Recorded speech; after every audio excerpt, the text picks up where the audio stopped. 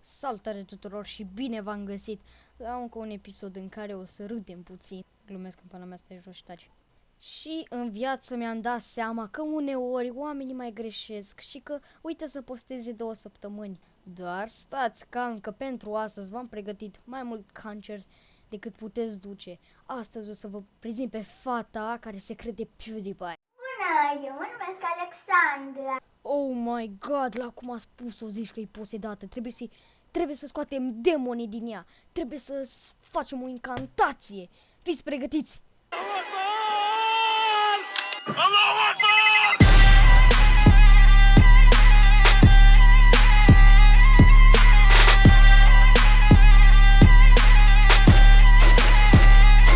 Allahu Akbar.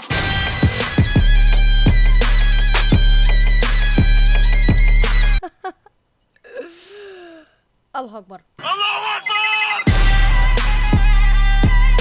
Ok, de ajuns. Hai să trecem la fată. Și de astăzi eu o să fac vloguri pe YouTube.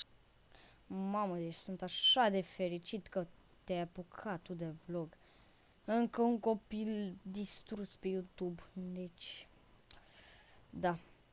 This is the YouTube of Romania.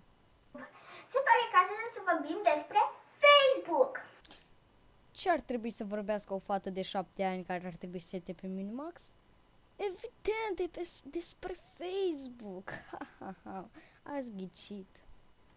Unii oameni pe Facebook își pun poze penibile, ca acest mem. Prin penibile adică urâte. Dar aș vrea să vă zic și o glumă.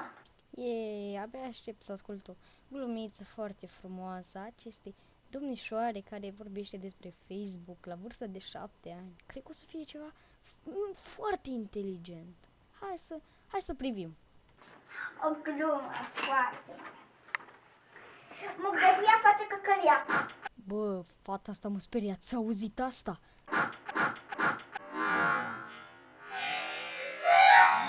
Bă, eu nu înțeleg, parcă am deposedat-o pe asta. Trebuie să mai încercăm o dată. Allahu Akbar.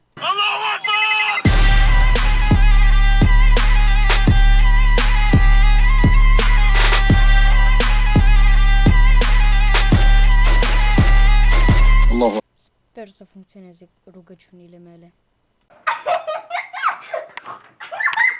Știi că te-ai gândit? Pentru că acest mem râde ca mine. Nu, n-a funcționat. Rapid, executare. Zic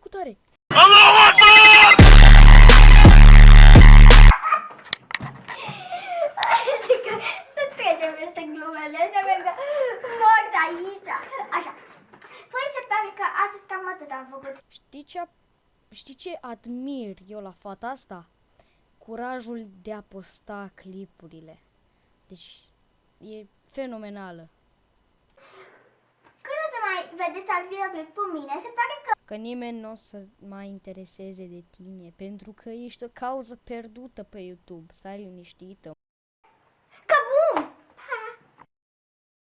Deci dacă nu distribui acest clip, me cac pe U. Bă, și cam atât v-am torturat pe astăzi. Dacă mai doriți cancer pe felie, nu uitați să violați butonul de like, să-l faceți canceros până să dea like singur. Nu uitați să apăsați clopoțelul de lângă subscribe, pentru că este foarte, foarte important. Este un pic de tot mai important decât butonul de subscribe. Nu vine să cred că zic asta, dar așa e, pentru că cu acel buton puteți să sunteți la curent cu videoclipurile mele și puteți să fiți primul oameni care îmi văd clipurile.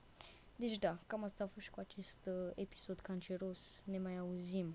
Bye, bye.